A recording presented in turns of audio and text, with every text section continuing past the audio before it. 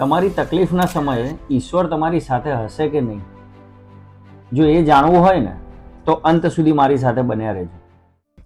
માંગો 20 અને આપે 30, એ દ્વારકાધીશ. તો પછી ઘણા બધા લોકો એવું કેમ કહેતા હોય છે કે યાર હું 20 માંગુ છું ને એક પણ નથી મળતો. હું મારી સમજ પ્રમાણેનો જવાબ આપવાનો પ્રયત્ન કરું. જો આપણે આપણી તકલીફના સમયે ઈશ્વરનો સાથ જોઈતો હોય ને સાહેબ, તો 3 વસ્તુનું ધ્યાન રાખવું જરૂરી છે. એક નિયત, ઈરાદો અને સમર્પણ. નિયત એટલે શું? હું મારો આ સંઘર્ષનો સમય મારી મહેનતથી પાર પાડીશ અને મારી બુદ્ધિનો ઉપયોગ કરીશ. જો તમારી નિયત સારી હશે ને તો દ્વારકાધીશ તમને 100% મદદ કરશે. બીજું છે ઈરાદો. મારું ભલું કરવા માટે હું હાથે કરીને કોઈનું નુકસાન નહીં કરું. અને જ્યાં મારી જાણમાં આવશે કે મારા લીધે કોઈનું નુકસાન થઈ રહ્યું છે તો હું ત્યાં અટકી જઈશ. તમારો ઈરાદો સારો હશે ને સાહેબ, તો ભગવાન તમને મદદ ચોક્કસથી કરશે. જો ઈરાદો સારો નહીં હોય તો મદદ ના કરે ભગવાન.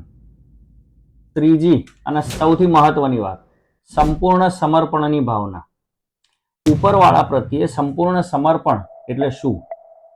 જ્યારે તમે તમારા મંદિરમાં બેઠેલા ભગવાનની આંખમાં આંખ મિલાવીને એમ કહી શકો ને કે હે પ્રભુ, તને ઠીક લાગે એમ કરજે, કારણ કે મને ખબર છે કે તું જે કરીશ એ સારા માટે જ કરીશ. પણ એક વસ્તુ યાદ રાખજે, જો હું હાર્યો ને એ હાર મારા એકલાની નહીં હોય મારા વાલા, તમે પણ હારશો. અને આટલું કીધા પછી જો તમે નિશ્ચિંત થઈ શકતા હોવ ને કે મારું ખરાબ નહીં જ થાય, તો એ સંપૂર્ણ સમર્પણની ભાવના છે.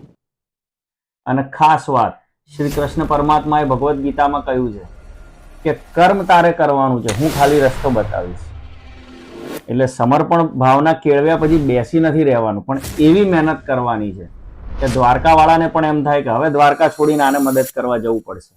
અને સાહેબ, જ્યારે કોઈ રસ્તો ના દેખાય ને ત્યારે અચાનક ક્યાંકથી એક હાથ આવી અને તમારી મદદ કરી જશે, એ હશે દ્વારકાધીશ.